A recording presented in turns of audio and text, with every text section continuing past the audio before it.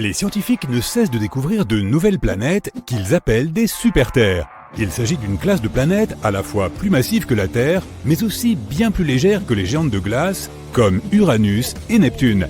Les super-Terres peuvent être faites de roches, de gaz ou d'une combinaison de ces deux éléments. Elles sont souvent 2 fois et même jusqu'à 10 fois plus grosses que la Terre. Elles sont intéressantes à étudier, mais un peu trop éloignées de nous. Elles sont assez courantes en dehors de notre système solaire, de la même façon que d'autres planètes remarquables, comme les mini-Neptunes. Celles-ci peuvent être des naines gazeuses, des géantes de glace ou bien d'énormes corps rocheux. Il est vrai que nous n'avons rien de tout cela dans notre système planétaire. Mais il y a une chose que nous avons que les autres n'ont pas, Jupiter.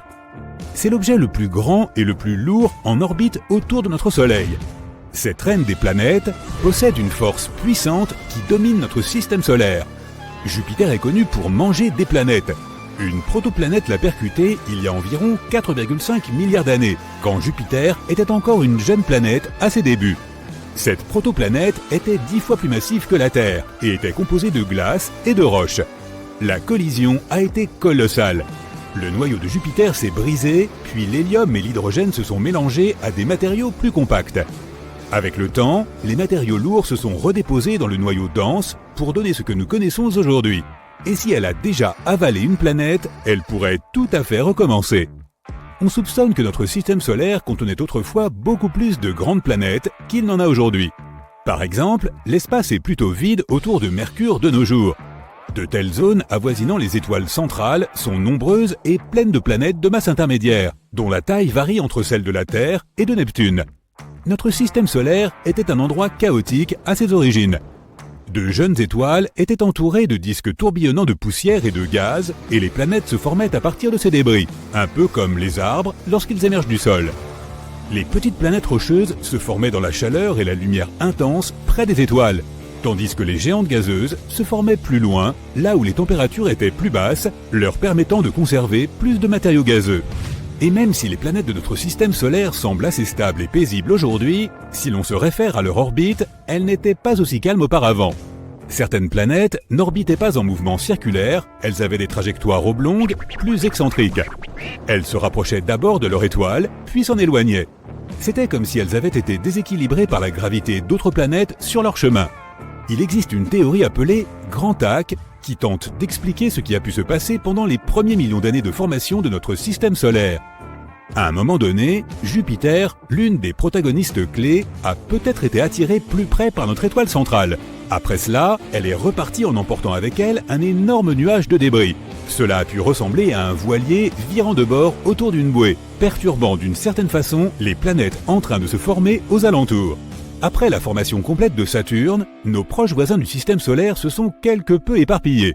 Mais si l'hypothèse du Grand Tac est avérée, Jupiter s'est mis à capturer tout ce qui se trouvait sur son chemin, et ces migrations ont provoqué davantage de collisions dans les parages.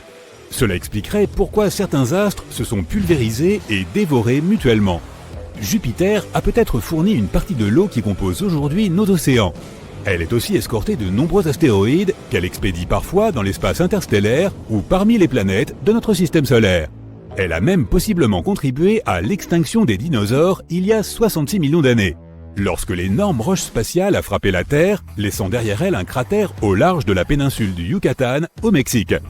L'impact a également provoqué des tremblements de terre, des éruptions volcaniques et des tsunamis avec d'énormes conséquences pour la vie de la faune et de la flore terrestre. Personne ne connaît sa provenance. On ne sait même pas s'il s'agissait d'un astéroïde ou bien d'une comète. Une théorie indique que ce pourrait être une comète provenant du nuage d'Oort, composé de débris glacés et situé quelque part à la périphérie de notre système solaire. Elle aurait pu être déviée de sa trajectoire par Jupiter et sa puissante force gravitationnelle. Ainsi, notre système solaire ressemblait à une sorte de flipper où Jupiter, la plus grosse planète, précipite les comètes en approche sur des orbites passant aux abords du Soleil. Une fois à proximité, elles peuvent subir de puissantes forces de marée qui les brisent en morceaux jusqu'à finir en éclats de comètes. Cet événement a marqué le début du règne de nos ancêtres, les mammifères. Cela signifie que sans Jupiter, nous ne serions peut-être pas là, et la Terre non plus. Il semblerait donc que la plus grosse planète du système solaire soit arrivée en force, détruisant des planètes plus anciennes et ouvrant la voie à des mondes plus petits comme le nôtre. Jupiter a pu être la raison pour laquelle nous ne pouvons pas trouver la planète 9 à l'heure actuelle. Les scientifiques estiment qu'elle existe et qu'elle pourrait se cacher quelque part au-delà de Neptune, mais pas plus loin que Pluton. Il y a 3 zones dans notre système solaire: les planètes intérieures, les planètes extérieures et tout ce qui se trouve au-delà.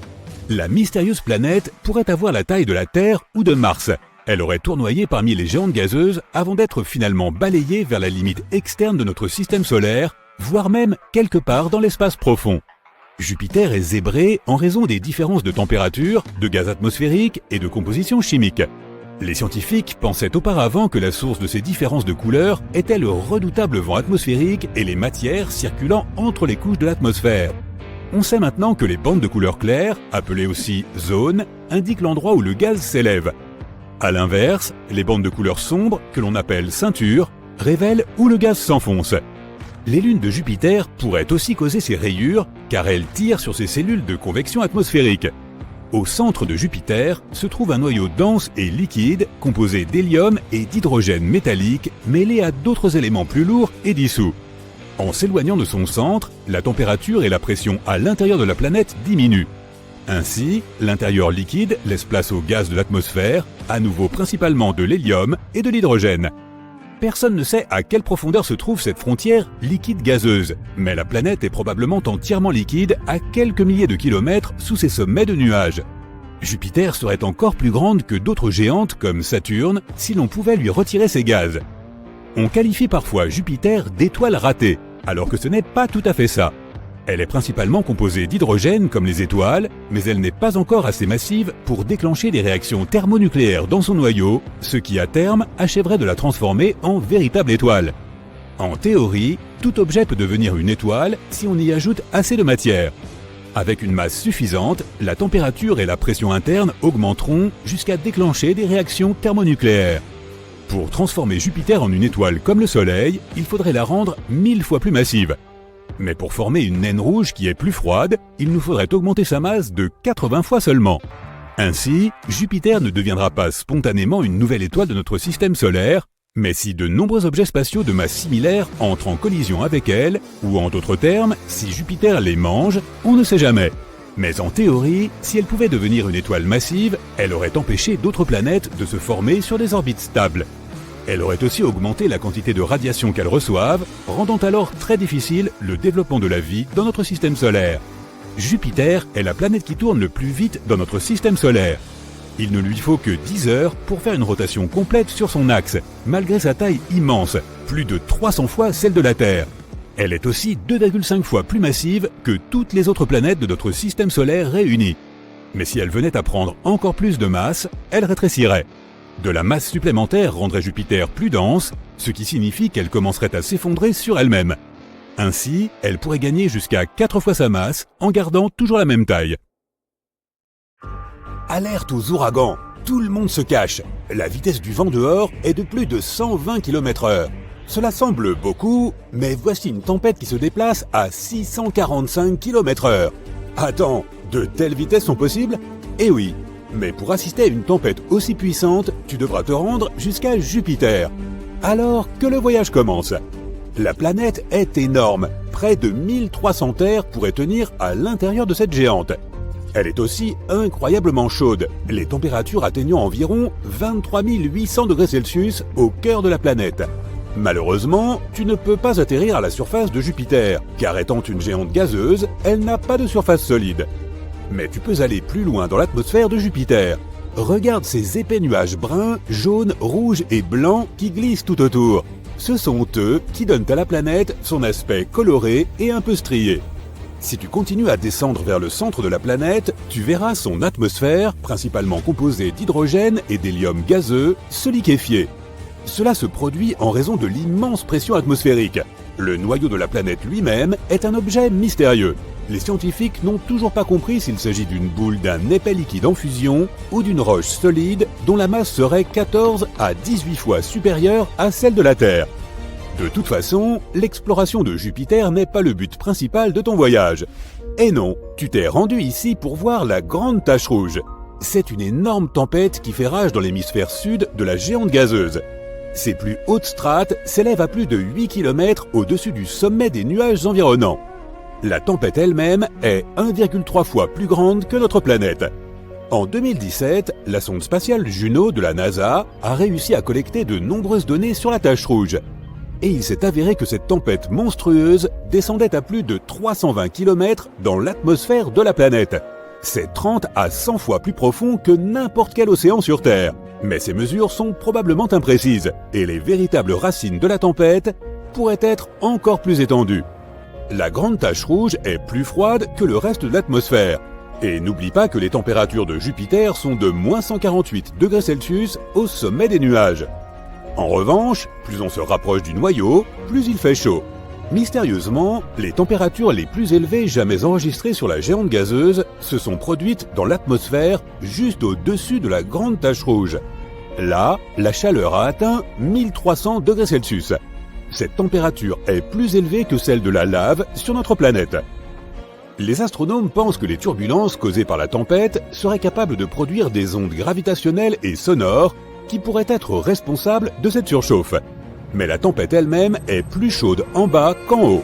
Cela fait plus de 150 ans que les gens observent le vortex en mouvement sur Jupiter. Il y a quelque temps, les astronomes ont prédit qu'il allait progressivement ralentir et devenir plus petit, voire disparaître complètement. Mais cela ne s'est pas avéré être le cas. Après avoir analysé toutes les données recueillies à l'aide du télescope spatial Hubble, les chercheurs ont été déconcertés de découvrir que les vents, aux confins extérieurs de la tempête, avaient en fait pris de la vitesse. La variation de la vitesse du vent n'est pas supérieure à 2,5 km/h au cours d'une année terrestre. C'est un changement infime. Mais aussi petite que soit cette différence, elle est tout de même significative. La vitesse du vent au bord de la tempête peut atteindre une vitesse ahurissante de 650 km/h. C'est plus rapide que les tornades de la Terre. En même temps, si tu te trouvais au centre de la grande tache rouge, tu ne serais pas si impressionné. Les vents s'y déplacent beaucoup plus lentement. Les scientifiques ont dû relever de nombreux défis lorsqu'ils ont essayé de résoudre le mystère qu'est la grande tache rouge. On ne sait pas très bien ce qui alimente la tempête. Cela peut-il être dû à la nature de sa planète d'origine ? Comme il s'agit d'une géante gazeuse, Jupiter n'a pas de sol solide, il n'y a donc pas de friction, ce qui pourrait être la seule chose capable d'atténuer la tempête. Les gaz chauds de l'atmosphère de la planète sont toujours en mouvement. Ils montent, descendent, tourbillonnent, tout comme sur notre planète où l'air plus frais et plus chaud se mélangent et se fondent l'un dans l'autre, formant des tempêtes gigantesques qui tournent sur elles-mêmes. Les astronomes pensent qu'autrefois, plusieurs immenses tempêtes ont pu se réunir et créer la grande tache rouge. Et maintenant, elles continuent de tourner en attirant constamment des gaz froids des profondeurs et des gaz chauds en altitude. De plus, la tempête pourrait absorber d'autres cyclones plus petits. Cela rend la grande tache rouge encore plus puissante. Malheureusement, les épais nuages sur Jupiter ne permettent pas aux astronomes de voir ce qui se passe dans la basse atmosphère de la planète. Les scientifiques spéculent depuis des décennies sur ce qui pourrait se cacher sous la grande tache rouge. S'agit-il d'un volcan massif ? Peu probable. Jupiter est principalement composée de gaz, et elle n'a pas de croûte qui pourrait se fissurer, laissant la lave s'échapper de l'intérieur de la planète. Il existe également quelques théories expliquant pourquoi la tempête possède cette couleur caractéristique. Elle varie du blanc et du rose pâle à l'orange vif, en passant par un rouge brique. Certains scientifiques pensent que la réponse se trouve profondément sous la grande tache rouge, plus près de la surface de la planète. Une couche de gaz incolore pourrait réagir au rayonnement UV provenant du Soleil. C'est probablement ce qui donne à la tempête sa couleur rouge. Mais pour l'instant, ce n'est encore qu'une théorie. Maintenant, tu en sais à peu près autant que nous.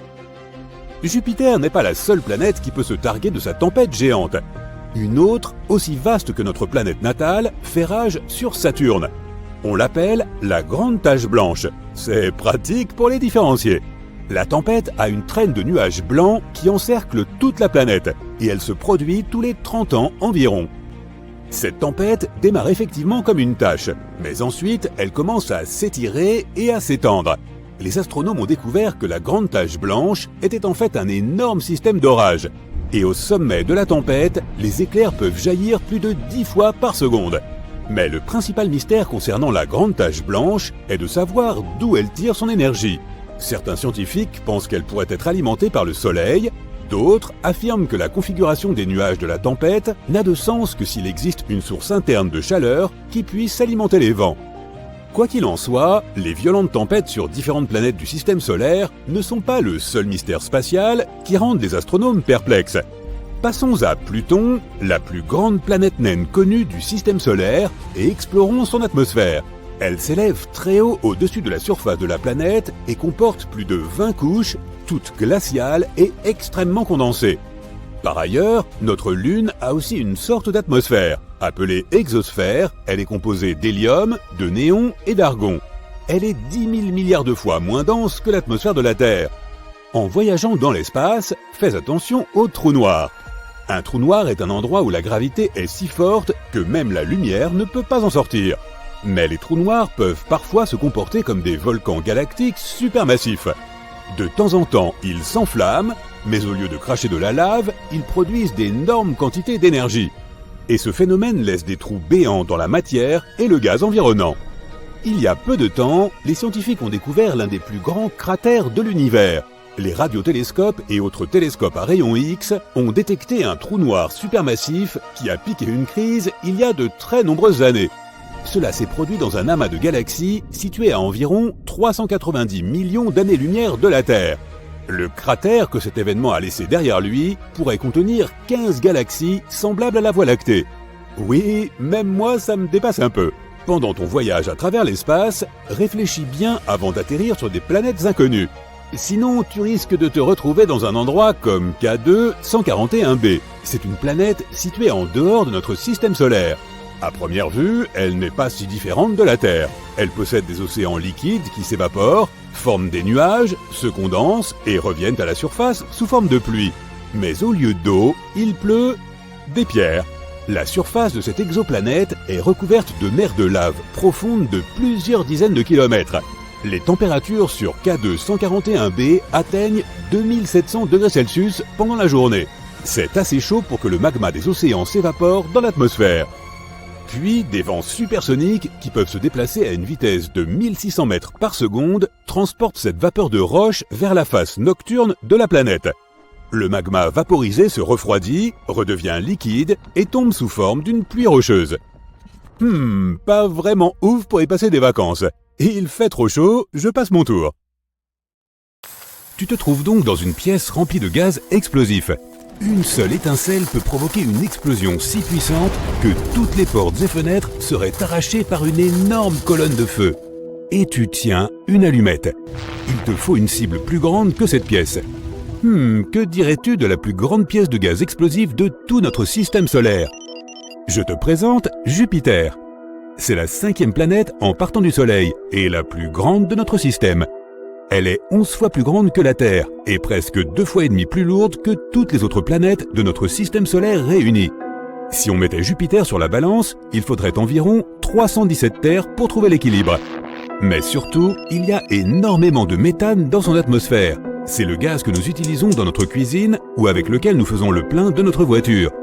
Et il brûle sans aucun problème. Plus important encore, il y a de l'hydrogène métallique. Dans son état normal, l'hydrogène est l'élément le plus léger de l'univers. Mais sur Jupiter, il est soumis à une énorme pression, plus de 400 millions d'atmosphères. En comparaison, sur Terre, tu ressens la pression d'une atmosphère. Multiplie donc ce chiffre par 400 millions et cet hydrogène est tellement comprimé qu'il ressemble à du métal liquide. L'hydrogène métallique peut être un excellent carburant. Il dégage 20 fois plus d'énergie que la combustion d'hydrogène classique. Donc toi et ton allumette pouvez vous amuser comme des fous. Ok, c'est parti. Le premier problème est la distance. Jupiter est seulement à une planète de nous, mais notre chemin est aussi bloqué par une ceinture d'astéroïdes derrière Mars. Elle est pleine de débris de roches géantes. En moyenne, chaque astéroïde peut être aussi large que la distance entre Los Angeles et Las Vegas. Il y a même des roches de la taille d'un État entier. Et le plus gros astéroïde de tous est Cérès. Il est presque aussi large que l'Alaska. Il est même considéré comme une planète naine. Ce dangereux voyage vers Jupiter prend environ 650 jours. C'est presque 2 ans d'ennui dans un vaisseau spatial. En comparaison, la plus longue période que les astronautes ont passée à bord d'un vaisseau spatial est de 84 jours. Mais nous te laisserons prendre ta collection de DVD préférés et quelques sacs de pop-corn. À la fin de la journée, tu pourras dormir un peu après une dure journée de travail. Avance rapide de 2 ans dans le futur et voilà, tu es arrivé à destination. Tu t'imagines déjà en train de craquer une allumette à la surface de Jupiter pour la faire exploser comme un ballon. Oh, fais attention quand tu t'en approches. En raison de son poids, Jupiter possède une forte force gravitationnelle, environ 3 fois plus forte que celle de la Terre. Plus tu t'approches de sa surface, plus tu te sens faible et tu peux à peine te tenir sur tes pieds. Le poids maximum que tu peux soulever ici est également 3 fois moins élevé, et même l'allumette que tu tiens dans ta main te semble déjà plus lourde. Tu essaies de sauter en l'air, tu dois faire plus d'efforts. En fait, tu ne peux même pas y parvenir, car Jupiter est une géante gazeuse. Cela signifie qu'il n'y a pas de surface solide. Théoriquement, plus tu plonges dans ces nuages, plus tu ressens de la pression.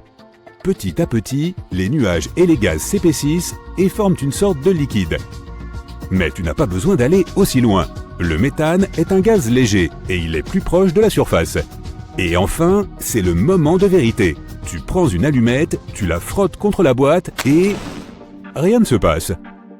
Bien, essayons encore une fois. Deuxième allumette, troisième, toujours rien. Ok, tu as un brûleur à gaz dans ton sac à dos, tu dévisses la valve au maximum et... rien ne se passe à nouveau. Eh bien, c'est parce qu'il faut 3 composants pour démarrer un processus de combustion. Le premier est le combustible. Heureusement, il y a assez de méthane et d'hydrogène métallique sur Jupiter pour faire exploser la planète entière en quelques secondes. Le deuxième composant est la source d'allumage. C'est la force initiale qui va lancer le processus de combustion. Il peut s'agir d'une étincelle, d'une décharge électrique ou d'une allumette, comme celle que tu tiens dans ta main. Et le dernier ingrédient est l'oxygène. Oui, le même oxygène que nous respirons. Il est tout aussi important pour le feu que le combustible lui-même. Pour faire l'expérience, allume une petite bougie. Couvre-la avec un verre. Tu vois comment le feu continue de brûler pendant quelques secondes, puis s'éteint ? Le combustible est toujours là, mais le feu a consommé tout l'oxygène contenu dans le verre et le processus de combustion est terminé. La même chose se produit sur Jupiter. Il ne peut pas y avoir de feu, tout simplement parce qu'il n'y a pas d'oxygène. Et tu n'as pas besoin de voler jusque là-bas pour t'en rendre compte. Depuis la Terre, on peut voir des centaines de milliers de petits météorites tomber sur Jupiter. C'est la faute de la ceinture d'astéroïdes qui se trouve à côté. Quand il frappe son atmosphère, il commence à brûler, et ça ne fait pas exploser la planète entière sur le champ. Mais ne t'inquiète pas, il y a encore un moyen d'enflammer cette planète gazeuse géante. Tout ce que tu dois faire, c'est déclencher une réaction thermonucléaire en chaîne sur la planète. Il y aura alors une explosion si puissante qu'elle sera visible depuis la Terre, et ce sera comme la naissance d'une nouvelle étoile. Pour cela, il faut faire exploser un réacteur nucléaire comme ceux qui nous fournissent de l'électricité ici sur Terre. En fait, nous devrions envoyer tout ce que nous avons sur Jupiter, mais même comme ça ne sera pas suffisant. Lorsque les gros astéroïdes frappent la planète, ils provoquent une explosion beaucoup plus importante. En 2009, une météorite de la taille de 5 terrains de football a frappé Jupiter. Elle a provoqué une explosion qui équivaut à 5 milliards de tonnes de TNT. Cet incident a laissé une tache noire de la taille de l'océan Pacifique. Et une explosion encore plus grande est arrivée en 1994. Après cette collision, il y a eu une tache géante sur Jupiter, presque de la taille de notre planète. Mais les vents et les tempêtes ont rapidement balayé les traces de l'explosion. Après quelques semaines, Jupiter était redevenu normal. Le problème est que nos tentatives pour faire exploser la géante gazeuse ont eu lieu à la surface de la planète. Or, nous devons placer une charge de la taille de la Lune dans les profondeurs.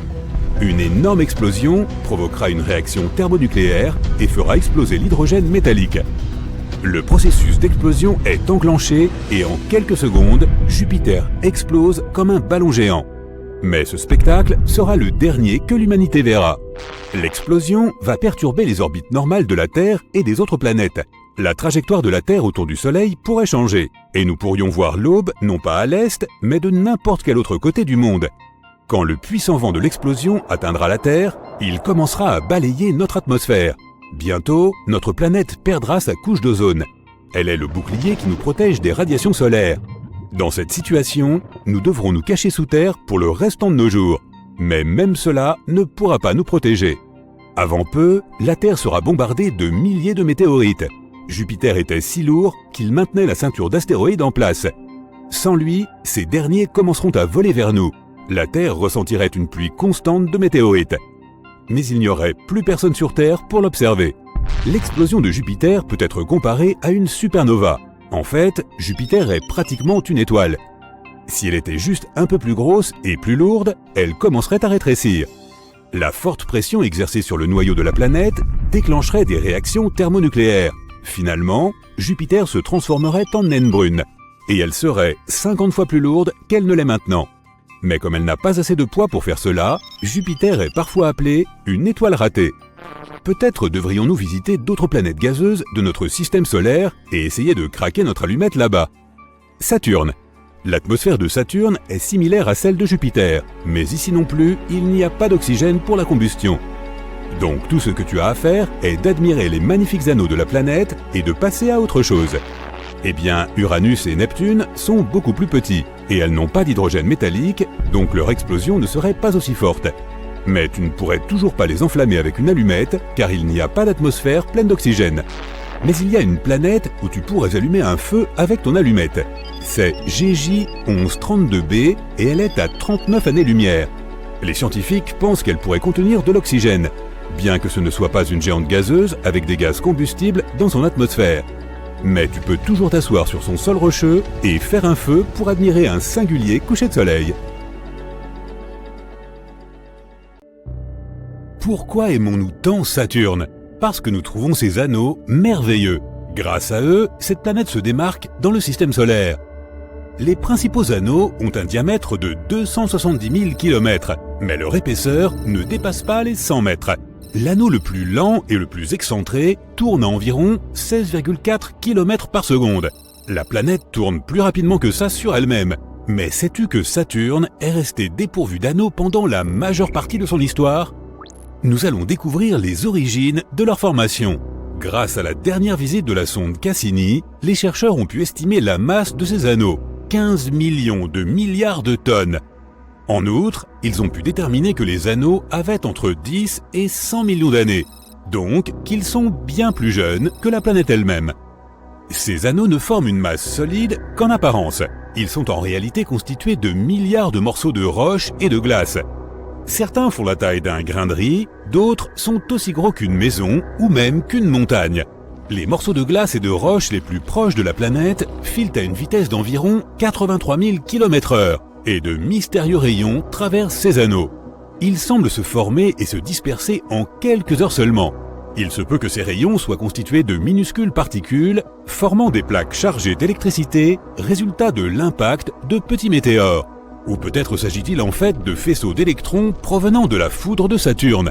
Selon une théorie, les anneaux de Saturne sont des résidus qui auraient dû former une lune en s'agrégeant, mais ne l'ont tout simplement pas fait.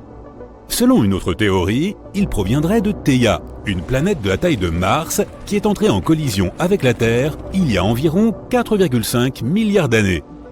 Les parties les plus légères de la croûte ont été projetées dans l'espace au moment de l'impact, tandis que le noyau, plus dense, n'a pas bougé. Mais dans le cas de Saturne, tous ces débris n'ont pas fini par former une lune. Ils ont formé ces anneaux qui rendent cette planète si reconnaissable. Selon une autre théorie, les anneaux se seraient formés à partir de la poussière et des débris d'une lune détruite lors d'une immense collision, peut-être avec un astéroïde ou une comète. Ou peut-être que les anneaux sont là parce qu'un jour, une lune s'est désagrégée en raison des forces gravitationnelles de la planète elle-même. Si ces anneaux s'étaient formés dès la naissance de Saturne, ils auraient eu plus de 4 milliards d'années pour accumuler davantage de débris et de poussière provenant de collisions de micrométéorites. Mais ils sont en fait principalement constitués de glace d'eau, pas de poussière, ce qui signifie qu'ils sont plus jeunes que nous ne le pensions. Et les caractéristiques de ce système d'anneaux nous informent également sur l'intérieur de la planète elle-même. Il semblerait que son noyau ait une consistance boueuse. Plus on se rapproche du noyau de la planète, plus l'hélium et l'hydrogène qui la composent se mêlent à la roche et à la glace. On observe un phénomène similaire dans nos océans. Plus tu descends en profondeur, plus le niveau de salinité augmente. Mais ces anneaux pourraient disparaître dans un avenir lointain. Les anneaux sont plus répandus qu'on ne le pense. Jupiter, Uranus et Neptune possèdent tous leur propre système d'anneaux, mais ils sont différents sur chaque planète. Saturne a sans aucun doute les anneaux les plus spectaculaires, c'est vrai. Les autres planètes sont principalement entourées de poussière et de particules rocheuses. Mais il n'y a pas que les planètes. D'autres types de corps spatiaux peuvent posséder des anneaux. Par exemple, l'astéroïde Chariklo. Mais il semble que ce phénomène soit propre aux géantes gazeuses de notre système solaire. En effet, les planètes rocheuses ou terrestres n'ont pas d'anneaux. Et ce serait, selon une théorie, parce que les planètes gazeuses situées dans la zone la plus reculée du système solaire protègent les planètes rocheuses situées, elles, dans la région intérieure de ce même système. D'innombrables collisions auraient formé ces anneaux autour de ces planètes. Ou alors, c'est parce que les géantes gazeuses sont beaucoup plus grosses et que leur énorme volume leur permet d'avoir un système d'anneaux qui peut rester stable. Et si la Terre avait aussi eu des anneaux dans le passé, peut-être à l'époque de la grande collision, au moment de la formation de notre Lune. Mais passons maintenant à quelque chose de vraiment cool au sujet de notre système solaire. Pluton, une minuscule planète naine située à la périphérie de notre système solaire, nous la considérions jadis comme une planète à part entière, possède une atmosphère assez bizarre. Personne ne s'attendait à observer une brume si élevée à 1600 km de hauteur. Cela veut dire qu'elle s'élève plus haut que ne le fait l'atmosphère de notre propre planète. Et l'atmosphère de Pluton est constituée d'environ 20 couches. Elles sont plus denses et beaucoup plus froides que ce que les scientifiques avaient prévu. Des tonnes d'azote gazeux s'échappent de Pluton à chaque heure. Mais la planète naine parvient toujours à recréer de nouvelles réserves d'azote malgré ses pertes. Selon une théorie, c'est son activité géologique qui produirait ce gaz. Notre Lune est plutôt paisible, mais on ne peut pas en dire autant d'Io, l'une des lunes de Jupiter. Celle-ci possède des centaines de volcans. C'est la Lune avec la plus grande activité volcanique de notre système solaire. Io envoie des panaches de soufre à une hauteur incroyable de 300 km, bien au-delà de son atmosphère. Ces volcans émettent de nombreuses particules et divers gaz dans l'espace, juste à côté de Jupiter, et ce, à chaque seconde. Ces activités éruptives sont dues aux puissantes forces gravitationnelles ainsi qu'à l'immense champ magnétique de Jupiter. Les entrailles d'Io se compriment et se dilatent en permanence, selon la distance de Jupiter. Et c'est cette constante activité qui la rend si éruptive. Et puisqu'on parle de volcans, savais-tu que Mars en possède un qui est plus grand que l'État d'Hawaï tout entier? Au premier abord, on penserait qu'il s'agit d'une planète tout ce qu'il y a de plus paisible. Mais autrefois, il y avait d'énormes volcans sur toute sa surface. Et parmi eux, il y avait le célèbre Olympus Mons, le plus grand volcan jamais découvert dans notre système solaire. Il mesure 602 km de diamètre, ce qui est à peu près la taille de l'Arizona. Olympus Mons fait 25 km de haut, soit 3 fois la hauteur de notre plus haute montagne, le mont Everest. Et par son volume, ce volcan est 100 fois plus grand que le plus grand volcan de la Terre. Si Mars possède de si grands volcans, c'est parce que sa gravité est beaucoup plus faible que celle de notre planète. En outre, la croûte terrestre bouge constamment, contrairement à la croûte martienne. Sais-tu comment les îles hawaïennes se sont formées? Une zone extrêmement chaude dans le manteau a créé une chaîne de volcans dans la croûte située juste au-dessus d'elle. Un volcan martien peut prendre de telles proportions car sa surface ne bouge pas. Un volcan peut donc y grandir en toute tranquillité et pendant très longtemps. Miranda est l'une des lunes les plus étranges de notre système solaire. C'est une lune pleine d'ombre qui orbite autour d'Uranus et qui possède de nombreux cratères, de hautes crêtes et autres perturbations à sa surface. Habituellement, ce type de relief indique qu'une certaine zone a connu une grande activité volcanique, mais ce n'est pas le cas de Miranda. De plus, cette lune est bien trop petite pour qu'il y ait une quelconque activité tectonique, un autre phénomène à l'origine de ce type de relief. Selon une théorie, c'est la force gravitationnelle d'Uranus qui aurait pu causer toutes ces bosses à la surface de Miranda. Il nous faudra envoyer une autre sonde afin de découvrir ce qui s'est réellement passé là-bas. Nous sommes tous faits de poussière d'étoiles. 97% des atomes qui nous constituent possèdent la même origine que la matière dont se compose notre galaxie. On parle d'éléments constitutifs pour désigner les composants essentiels à la vie sur Terre. Les étoiles possèdent elles aussi ces éléments, mais dans des proportions différentes. Par exemple, notre masse contient 65% d'oxygène, alors que les éléments que nous mesurons dans l'espace, comme les spectres des étoiles, contiennent moins d'1% d'oxygène. Mercure est déjà la plus petite planète de notre système solaire, j'exclus ici certains autres corps, par exemple la planète naine Pluton, et il semble qu'elle ne cesse de rétrécir. C'est la deuxième planète la plus dense après la Terre, mais elle se densifie encore à mesure que le temps passe. Pendant longtemps, les scientifiques ont pensé que la Terre était la seule planète de notre système solaire à avoir des activités tectoniques. Mais maintenant, nous savons que Mercure est elle aussi active sur ce plan. La sonde Messenger a réussi à cartographier toute la planète. Les scientifiques se sont rendus compte qu'elle était couverte de failles aux allures de falaises, un relief vraiment accidenté, mais encore assez peu développé, ce qui leur fait penser que tout ça est relativement récent. Et Mercure continue de se contracter 4,5 milliards d'années après la formation de notre système solaire. Reconnais-tu cet astre majestueux? La deuxième plus grande planète à partir du Soleil. En effet, une géante gazeuse à l'aspect brumeux jaune-brun, c'est bien ça. 7 anneaux énormes et intimidants, tout à fait. Tu l'as compris, il ne peut s'agir que de Saturne.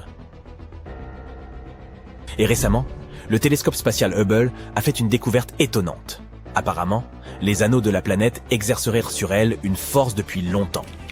Une nouvelle étude a révélé que ces anneaux emblématiques réchauffaient la haute atmosphère de Saturne. Le plus intéressant, c'est que les chercheurs de la NASA affirment qu'il s'agit là d'un phénomène que le monde scientifique n'a jamais observé ailleurs dans notre système solaire. Ce secret s'est trouvé juste sous notre nez pendant 40 ans, et ce n'est qu'après avoir exploité les relevés de la planète transmis par le télescope spatial Hubble, la sonde Cassini, désormais à la retraite, et les engins spatiaux Voyager 1 et 2, que les astronomes l'ont mis au jour. Cette interaction inattendue entre la géante gazeuse et ses anneaux pourrait devenir un outil permettant de prédire quelles planètes des autres systèmes stellaires possèdent également de magnifiques systèmes d'anneaux semblables à ceux de Saturne. Alors, comment s'est-il avéré que la planète géante était en train d'être lentement cuite par ses propres anneaux? L'indice caractéristique est un excès de rayonnement ultraviolet. Il s'agit d'une raie spectrale d'hydrogène réchauffée dans l'atmosphère de la géante gazeuse. L'augmentation du rayonnement ne peut que signifier que quelque chose irradie la haute atmosphère depuis l'extérieur. On ne sait pas encore très bien comment ce processus se produit, mais l'explication la plus probable est que des particules d'anneaux glacés pleuvent sur Saturne et provoquent ce réchauffement. Mais il pourrait aussi s'agir de l'impact de minuscules météorites ou des particules du vent solaire. Le réchauffement pourrait être causé par le rayonnement solaire ultraviolet, ou par des forces électromagnétiques charriant des poussières chargées électriquement. Lorsque la sonde Cassini de la NASA a terminé sa mission et plongé dans l'atmosphère de Saturne, elle a eu le temps d'en mesurer les composants atmosphériques. Il s'est avéré que de nombreuses particules tombaient effectivement des anneaux. Mais dans tous les CA, ce processus de chauffe se produit grâce à l'influence du champ gravitationnel de la géante gazeuse. Les astronomes avaient quoi connaissance de la lente désintégration des anneaux de Saturne. Mais comment ce processus affecte-t-il la planète? Cela mérite qu'on se penche sur la question. Bien, te souviens-tu de la sonde Cassini de la NASA dont on a parlé précédemment? Pendant plus d'une décennie, elle a étudié Saturne, partageant des clichés de la géante gazeuse et de ses lunes glacées. Elle nous a fait découvrir des mondes époustouflants où les rivières de méthane se transformaient en mers d'hydrocarbures, et où des jets de gaz et de glace projetaient des matériaux dans tout l'espace. Quoi qu'il en soit, cette même Cassini a également étudié la magnétosphère de Saturne. En effet, les forces qui agissent dans les profondeurs de la planète produisent une énorme bulle magnétique autour de celle-ci. Cette bulle est ce que l'on appelle la magnétosphère. Malheureusement, les astronomes disposent encore de très peu d'informations au sujet de ce phénomène typique de Saturne, car les champs magnétiques sont invisibles et évidemment plus simples à étudier de l'intérieur. Imagine la situation suivante. Des flux de particules chargées d'électricité en provenance du Soleil, il s'agit du vent solaire, se répandent dans le système à une vitesse de plusieurs millions de kilomètres à l'heure. Soudain, quelque chose apparaît sur leur chemin. C'est le champ magnétique de Saturne. Il protège la planète en repoussant les particules solaires. Par conséquent, les forces magnétiques du Soleil font rage à l'extérieur de la magnétosphère de Saturne, tandis qu'à l'intérieur de la bulle protectrice de la géante gazeuse, ce sont ses propres forces magnétiques qui dominent. Notre planète possède également un champ magnétique, mais sa magnétosphère est beaucoup plus petite. Et pourtant, elle nous protège efficacement des particules nocives provenant du Soleil et de l'espace. Même si Saturne est protégé par sa magnétosphère, le Soleil parvient toujours à lui causer du souci. Les vents énergétiques de notre étoile balayent la géante gazeuse, provoquant d'immenses aurores. Mais contrairement aux aurores terrestres, les aurores de Saturne ne sont observables que dans la lumière ultraviolette. En d'autres termes, elles sont invisibles depuis la surface terrestre. On ne peut les voir que si l'on voyage dans l'espace. Mais apparemment, il existerait différents types d'aurores sur la géante gazeuse. Par exemple, un autre type est provoqué par les particules chargées provenant des éruptions volcaniques qui se produisent sur les nombreuses lunes de la planète. Enfin, certaines aurores de Saturne pourraient être causées par des vents puissants qui tourbillonnent dans son atmosphère. Ces vents soufflent dans l'ionosphère, une région située en dessous de la magnétosphère. Ce même vent pourrait être responsable de la vitesse de rotation variable de la planète. Ce phénomène fait qu'il est difficile pour les scientifiques de déterminer la durée d'une journée sur la planète aux anneaux. En parlant de vent, Saturne possède un mystérieux vortex qui tourbillonne au-dessus du pôle sud de la planète. L'ensemble ressemble à une énorme tempête de type ouragan sur Terre, mais son œil mesure à lui seul près de 4000 km de diamètre. À titre de comparaison, l'œil d'un ouragan terrestre typique ne mesure que 3 à 5 km de large. Ce qui déroute les astronomes, c'est que le phénomène s'apparente à un ouragan, mais ne se comporte pas comme tel. Il est stationnaire et continue de tourner au-dessus de la même zone du pôle sud. Et alors que les tourbillons polaires sur Terre ont des noyaux froids, celui de Saturne paraît chaud. Et maintenant, prépare-toi à une autre surprise que Saturne nous a préparée. Sur une image envoyée à la Terre par le télescope spatial Hubble, on peut voir 2 taches sombres sur le côté gauche des anneaux de la planète.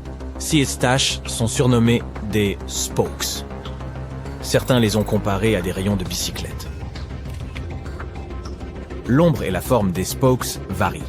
Ils peuvent sembler sombres ou clairs, cela dépend de l'angle et de l'éclairage. Parfois, ils peuvent même ressembler à des taches plutôt qu'à une forme classique de rayon radial. Ils ne durent pas non plus très longtemps. Mais la bonne nouvelle, c'est qu'ils devraient être de plus en plus nombreux au fur et à mesure que nous nous rapprocherons du 6 mai 2025. C'est à cette date que se produira l'équinoxe d'automne sur Saturne. À l'échelle terrestre, c'est le moment où le Soleil se trouve exactement au-dessus de l'équateur de la planète et où le jour et la nuit atteignent leur durée moyenne. Mais sur Saturne, c'est un peu différent. Comme notre planète, Saturne est inclinée sur son axe. C'est pourquoi elle connaît 4 saisons. Mais comme l'orbite de la géante gazeuse est beaucoup plus grande, chacune de ces saisons dure environ 7 années terrestres. Cet équinoxe se produit lorsque les anneaux de Saturne sont orientés vers le Soleil. Mais quelle est la cause de ces spokes? Les astronomes pensent qu'il s'agit du champ magnétique de la géante gazeuse. Lorsqu'un champ magnétique planétaire interagit avec le vent solaire, il crée un environnement électriquement chargé. Comme nous le savons déjà, sur Terre, cela se traduit par des aurores boréales. Et si nous parlons de Saturne, les plus petites particules d'un anneau glacé peuvent également être chargées.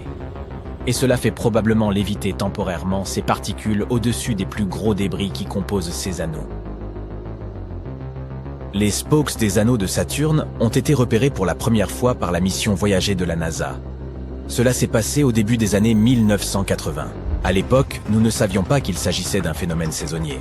Après tout, Voyager 2 n'a fait que passer à côté de la planète et a poursuivi sa route. Pour comprendre la nature et le fonctionnement de ces spokes, les astronomes avaient besoin d'un télescope spatial capable d'observer les anneaux de Saturne de loin. C'est là qu'intervient Hubble. Le dernier équinoxe sur Saturne a eu lieu en 2009. C'est à cette époque que la sonde spatiale Cassini orbitait autour de la géante gazeuse. Elle a envoyé de nombreuses images étonnantes à la Terre, et elle a réussi à prouver assez rapidement que les spokes n'étaient pas dus à une quelconque interaction gravitationnelle avec Saturne. Pas plus qu'à l'influence des lunes et des petits satellites de la géante gazeuse qui jalonnent les anneaux de la planète. Dès 2005, Cassini a été en mesure de confirmer que les spokes étaient liés au champ magnétique de Saturne. Et même si cette mission s'est achevée en 2017, aujourd'hui encore, Hubble continue sa surveillance à long terme des changements à la surface et autour de Saturne. En dépit de toutes ces observations, les astronomes ne peuvent toujours prédire ni le début ni la durée de vie de ces spokes. Fort heureusement, les anneaux proéminents de Saturne constituent un laboratoire idéal pour étudier ce phénomène. En effet, même si les autres géantes gazeuses du système solaire possèdent également des anneaux, ceux-ci ne sont pas aussi facilement observables. Et les scientifiques ne savent pas s'il se trouve également des spokes sur ces planètes. Imagine un monde immobile et glacé. Un monde ancien, vieux d'environ 4,5 milliards d'années. Les rayons du soleil le réchauffent à peine et il est recouvert d'une épaisse couche de glace. Ce monde est plus petit que notre Lune, mais un peu plus grand que Pluton. Il s'agit d'Europe, et c'est le 6e satellite de Jupiter et l'une des plus grosses lunes du système solaire. Mais le plus intéressant au sujet de ce monde, c'est qu'il pourrait abriter la vie. Les astronomes se sont penchés avec intérêt sur Europe à la recherche de formes de vie. Cette lune possède en effet un immense océan d'eau salée d'une profondeur de 65 à 160 km. Il est certes caché sous une couche de glace d'une épaisseur estimée entre 16 et 32 km. Mais cette lune n'en demeure pas moins potentiellement habitable. Les astronomes nous disent que des panaches d'eau jaillissent des fissures dans la couche de glace et projettent le contenu de cet océan dans l'espace. Bien sûr, il ne sera pas facile d'aller chercher des traces de vie dans de telles profondeurs.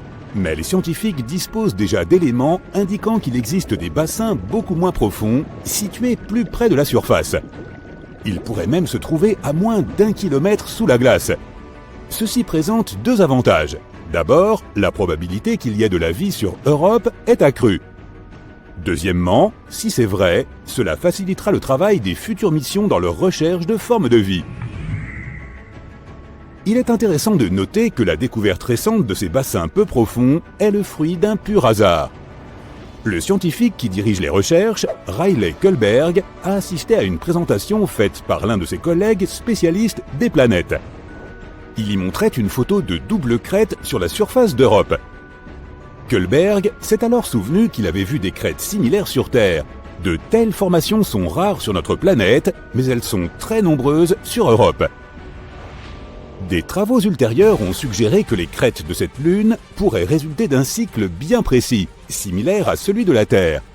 Lors de ce cycle, l'eau liquide gèle puis dégèle à l'intérieur d'une couche de glace, un environnement soumis à une pression très élevée. La calotte glaciaire se déplace alors vers le haut de manière répétée, créant une structure à deux pics. C'est du moins ce qui se passe sur Terre.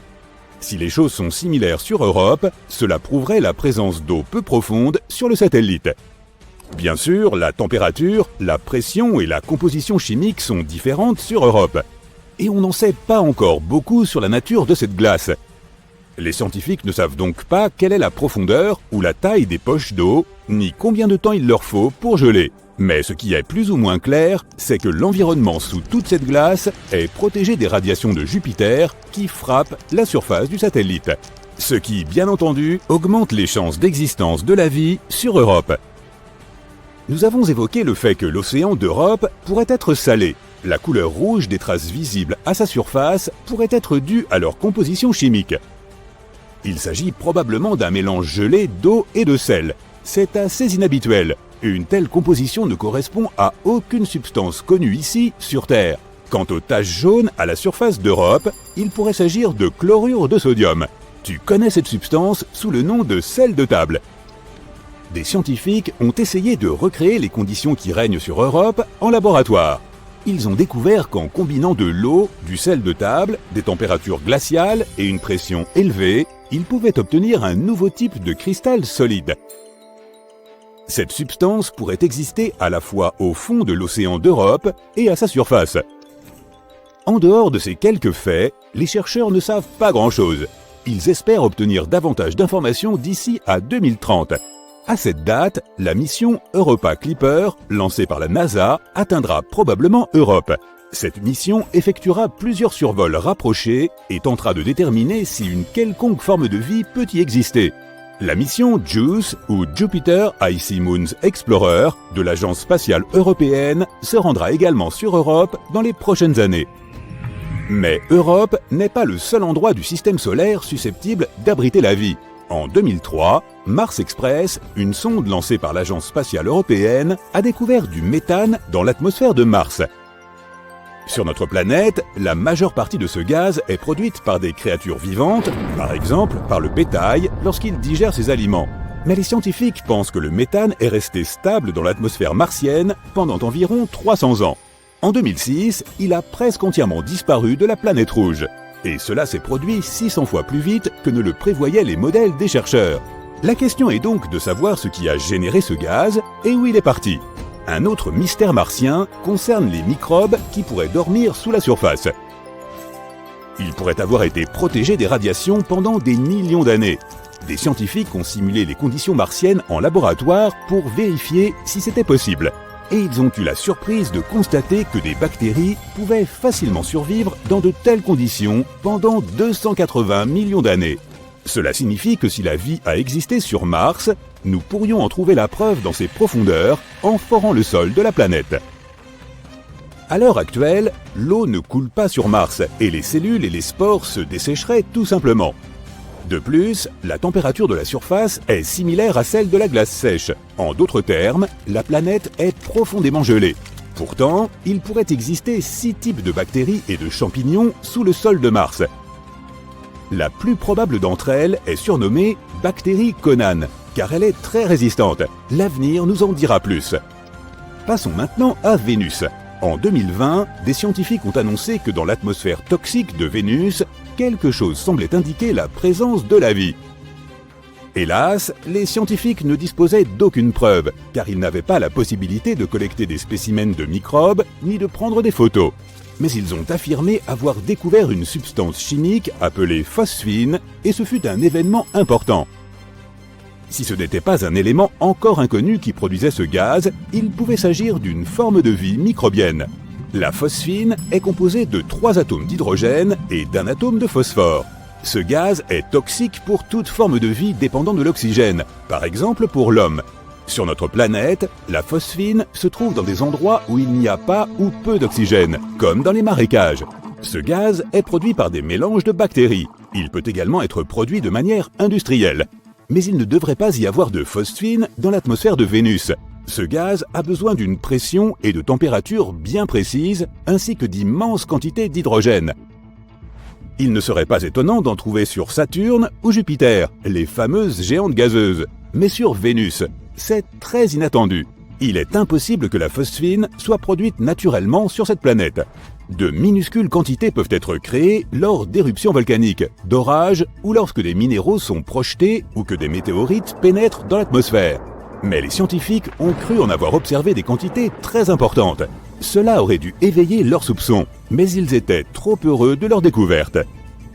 Selon eux, cela pouvait donc signifier qu'il y avait de la vie sur Vénus. Mais même si ce gaz a été créé par des organismes, une question demeure. Comment ont-ils survécu sur cette planète ? Sur la nôtre, certains microbes peuvent vivre dans des environnements dont l'acidité atteint 5%, mais pas plus. Or, sur Vénus, les nuages sont presque entièrement constitués d'acide, avec plus de 90% d'acide sulfurique. L'atmosphère de cette planète est également 50 fois plus sèche que l'endroit le plus sec de notre planète. En 2022, grâce à des télescopes à très haute résolution, on a pu déterminer qu'il n'y avait pas de phosphine dans l'atmosphère de Vénus. Et s'il y en avait, ce n'était qu'une très petite quantité. Nous devons donc continuer à chercher des traces de vie dans des régions encore plus éloignées. Hé, réveille-toi, vite, écoute ça. C'est un signal FM de 5 secondes provenant des lunes de Jupiter. Tu cherches à tâtons ton téléphone et tu informes tes collègues. Ils s'affolent de la nouvelle et se précipitent au laboratoire. Tu es un scientifique qui travaille avec la sonde Juno, chargé d'explorer Jupiter depuis des années. Mais c'est la première fois que tu es témoin de quelque chose d'aussi inhabituel. Ganymède est la plus grande lune de Jupiter et aussi la plus grande de notre système solaire. Si ce corps spatial n'était pas en orbite autour de Jupiter, il serait classé comme une planète. Elle est même plus grande que Mercure et Pluton. Ce qui distingue cette lune des autres est le fait qu'elle possède son propre champ magnétique. Elle est née il y a environ 4,5 milliards d'années, ce qui signifie qu'elle est aussi vieille que Jupiter elle-même. Ce corps spatial de la taille d'une planète met 7 jours terrestres pour tourner autour de sa propre planète. Tout le monde se rassemble au laboratoire, attendant impatiemment que tu passes l'enregistrement du signal venant de l'espace. Tes collègues se mettent au travail, essayant de trouver la source de ce son mystérieux.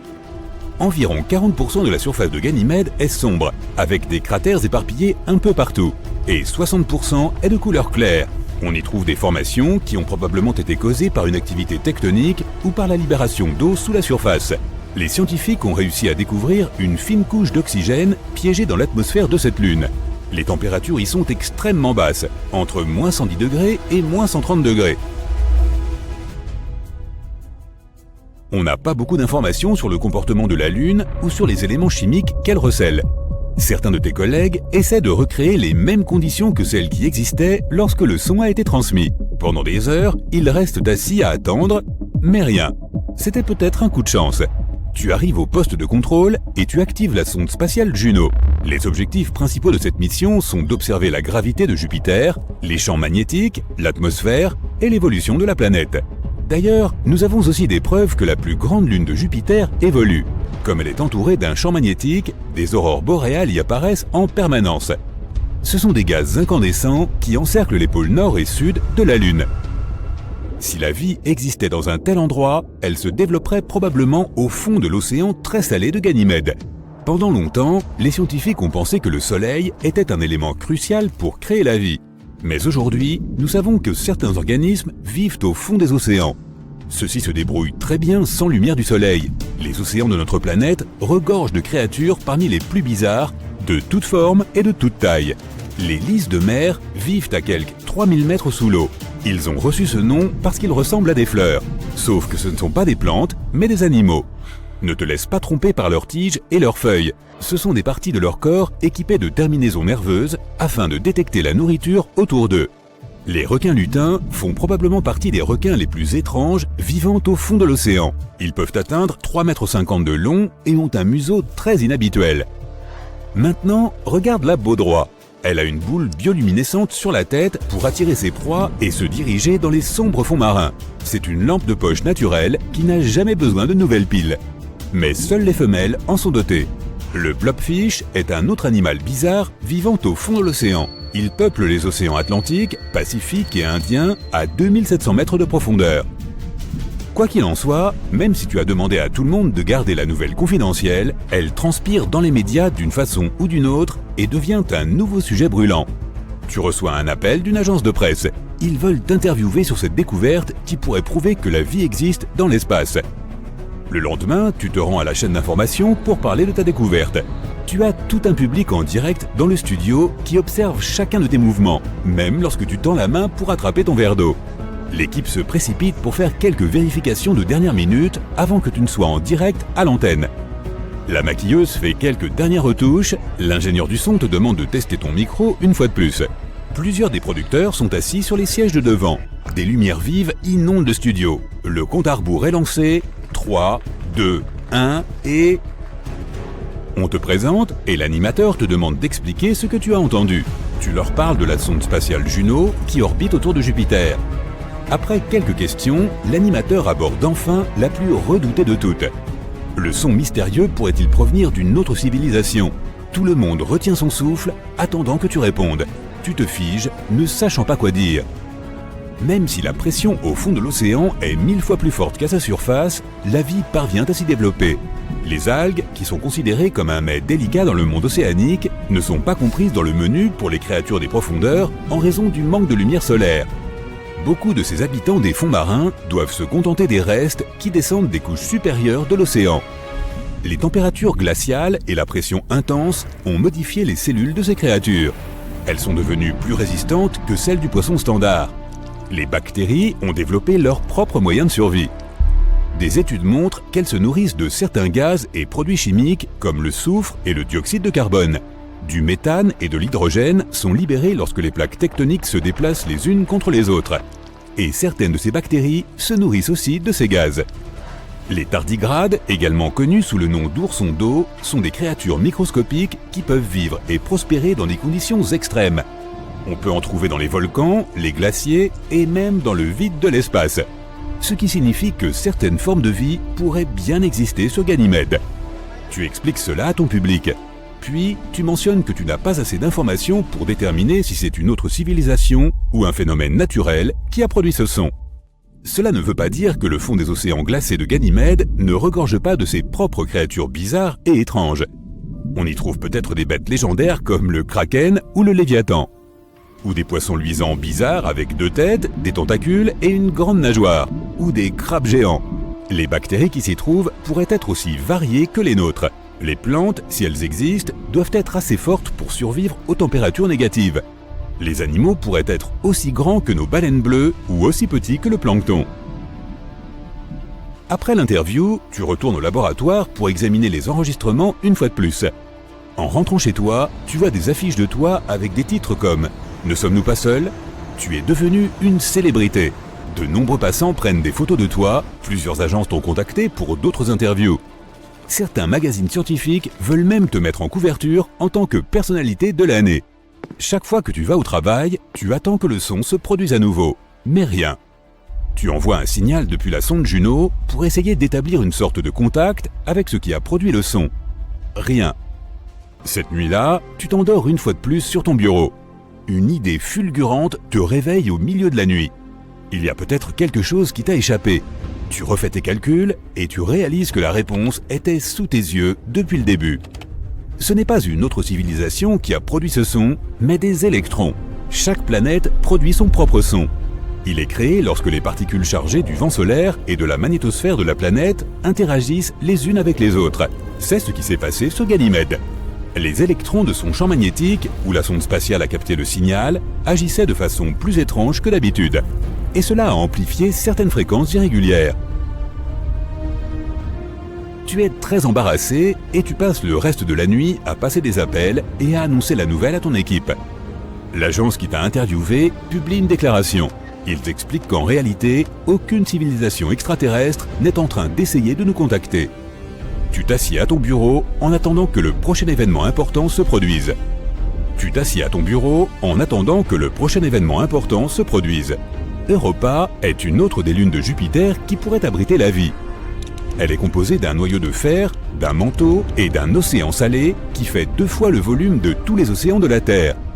Et tout comme Ganymède, l'océan se trouve sous une couche d'eau glacée.